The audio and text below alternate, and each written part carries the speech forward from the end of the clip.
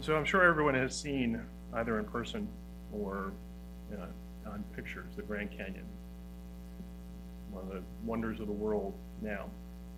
At its widest point, it's 18 miles across. The canyon stretches from one side to the other, 18 miles. And at its deepest point, it's about a mile, more than a mile down. For us as believers, it's a simple picture, or can be, at that 18-mile point about how far God is from us in holiness. The gap, the gulf between us as humans, stained by sin, stained by our own imperfection, stained by the original sin of Adam, with hearts that are desperately wicked, and God, who is perfect, perfectly holy, perfectly righteous, perfectly sovereign. On our own, there's nothing we could do to cross that gap. And yet, people try to every day. If you can picture it, a group of people lined up at the edge of the Grand Canyon at that 18-mile point and taking turns to see how far they can jump. The first one goes, runs with all his or her might, and takes all the effort that is possible, and jumps off the edge of the Grand Canyon and says, I'm going to get to the other side. And he gets 15 feet, and is like, ooh, I'm awesome. And he's so focused on himself that he doesn't realize what is going to happen shortly, that the inevitable drop is going to claim him in a moment. The next person goes and tries even harder, runs even faster, and jumps even further, and gets 16 feet, and looks at the guy before and says, I'm way better than that guy. I tried really hard. Look at me, I'm nice and spiffy.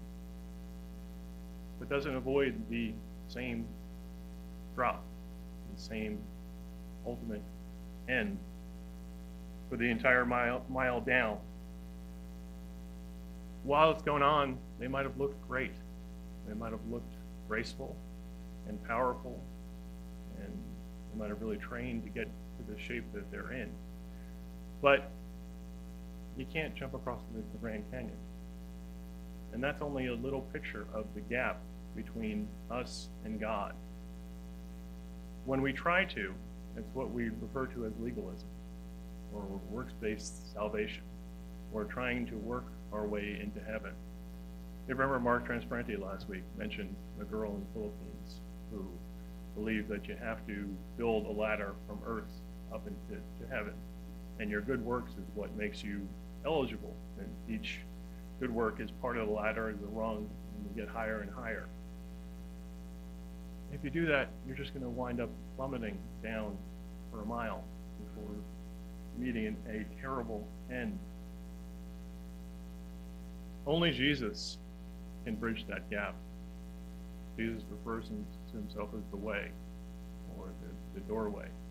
He's the bridge that crosses the uncrossable gap between God and men, not our work. Ephesians 2:8 says it's by grace we are saved, not by works, so that no one can boast. It is a free gift from God. Why is that in there? Because we like to boast. We like to work. We like to justify ourselves. We like to continue jumping off that cliff and try to make it about us before we're saved and after we're saved. That's what we do. Once we're on the other side, once we have been saved, once we are across that canyon, there's also the tendency to look back and look at the people that we love, and look at the people who are lined up and throwing themselves off the cliff or headed in that direction, and look back and say, okay, the work of Jesus is not enough. The clear direction, the doctrine of Jesus is not enough. I need to add something more, or I need to not hold fast to what Jesus did and trust him. I have to go back. And I have to go back and stand by and encourage these guys who are throwing themselves off the cliff. Yes, run faster. If you just run faster, I'll agree with you, or I'll stand with you, or I'll help you build a bridge across that same gap. The first problem is legalism. The second problem is compromise, not trusting in the truth of the gospel, not trusting in the truth of what Jesus did and the victory that he won, so that you take back what Jesus did and you make it about you, and then you agree with people who are headed to destruction. Both are understandable, and both have been around since the very beginning of the church. And in today's passage, we see firsthand a church and people who are struggling with legalism. They're not actually struggling with it, they're agreeing with it. And Paul, who compromises. Paul's a great guy. Paul is an apostle. He is anointed by God to do a great work. And we've been covering for weeks all the great things he has done. But Paul is also a guy. He is subject to making mistakes. And I think you'll see in today's passage that he makes a great error. He makes a great error and compromises out of a good reason. Doesn't make it a good error. He just has a good reason. So we pick up in chapter 21. And remember, Paul is heading back to Jerusalem. He's headed back to his people after about 20 years where he's been on the road and preaching to the Gentiles. All that time out in the mission field, he loves the people, the Gentiles. He loves the people in Ephesus. He loves the people in Thessalonica. But where is his heart? Mostly with Jesus, but he loves the Jewish people. In the book of Romans, he says he loves them so much that he would trade his salvation for theirs. He finally gets to come back to Jerusalem after 20 years on the road with the Gentiles. Do you think Paul was excited about that? His goal is to preach the gospel to his people. I don't know if you've experienced the same, and some of your families are probably Christian families who know the gospel. My family doesn't know the gospel at all, and I'm the only one who's saved in my family, in my extended family.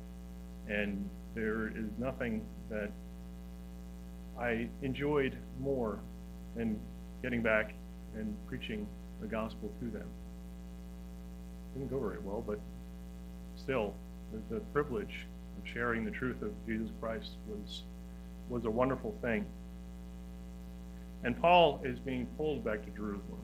We talked about how there's even roadblocks, multiple references from God through Agabus the prophet, through churches. Everywhere he goes, the price is laid out for him, saying you're going to wind up in chains. You're going to wind up possibly dying. You're going to wind up suffering great peril and a great price for preaching the gospel to your people. And Paul says, none of those things move me. It's worth it. I'm going to go. In verse 15 it says, and after those days we took up our carriages and went up to Jerusalem. Carriages is probably better translated as luggage or what we're carrying. It's not actually they're carrying a carriage. So they picked up their bags. There went with us also certain of the disciples of Caesarea, and brought with them one Manoan of Cyprus, an old disciple with whom we should lodge. So the church sends disciples with them to go and prepare a place to lodge with them. Verse 17 says, and when we were come to Jerusalem, the brethren received us gladly. And the day following, Paul went in with us unto James, and all the elders were present. Stop there for just a minute. It's just a simple verse, but it's a huge point in the church. When it says it went in with us, Paul normal business for Paul to go into the James and the elders in Jerusalem. Paul's a Pharisee, was a Pharisee, he's a Jew. He's going to the Jewish church. They're believers in Christ, but by and large, Jerusalem is still a Jewish believers' church.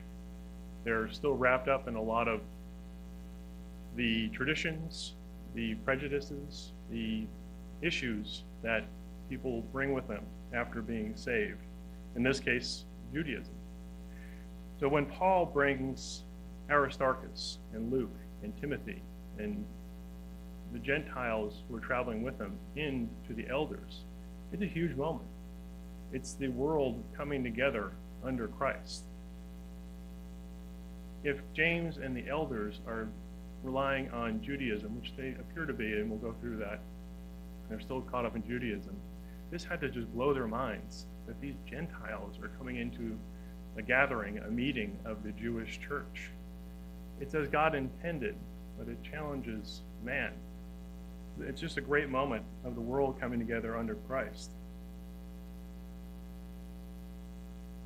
Verse 19 says, "And when he had saluted them, he declared particularly what things God had wrought among the Gentiles by his ministry." You notice how it's phrased? The particular things that God had wrought. There's no glory being sought by Paul or the Gentile believers. They're telling what God did. We went to Ephesus, and this is what God did. We went to Thessalonica, and this is our plan. But look what God did. We went here, and this is what, we were in a riot, and we thought we were going to be killed. But look what God did with it.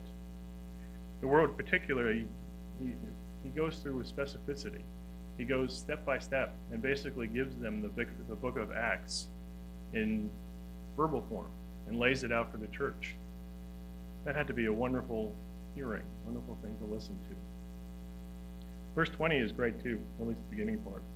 It says, "And when they had heard it, they glorified the Lord." Great response. They heard what God had done. They heard all about his travels and the people being saved all over the world. And they glorified the Lord. It would have been wonderful if it just stopped there. Glorify the Lord and all go on your business and continue doing what God has you to do. But there's a couple of peculiar things here. And the first is what is left out. Do you remember why Paul is going, or what he's bringing with him to Jerusalem? He's got an offering from the Gentile churches for the church in Jerusalem, which is suffering through poverty and suffering through famine.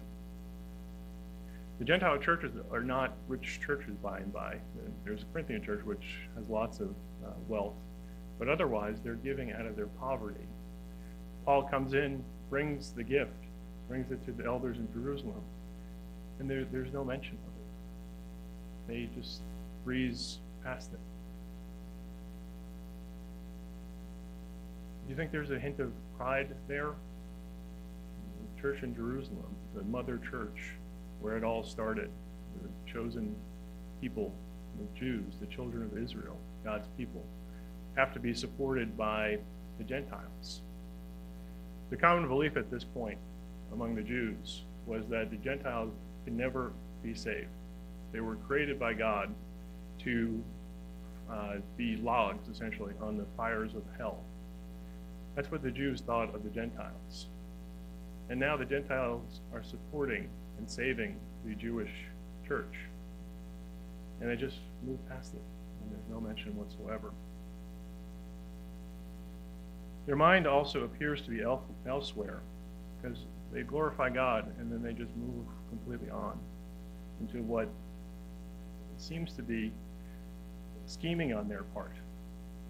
It says, "Thou seest, brother, how many thousands of Jews there are which believe, and they are all zealous of the law." You notice the contrast there? It doesn't quite line up. They believe in Jesus Christ, so they are believers, and yet they are zealous for the law. They haven't left the old life behind. The life in Jesus Christ is still divided between Jesus and the law. The law doesn't save. The law does not give someone new life. Only Jesus. They are not zealous for Jesus enough to let go of the law.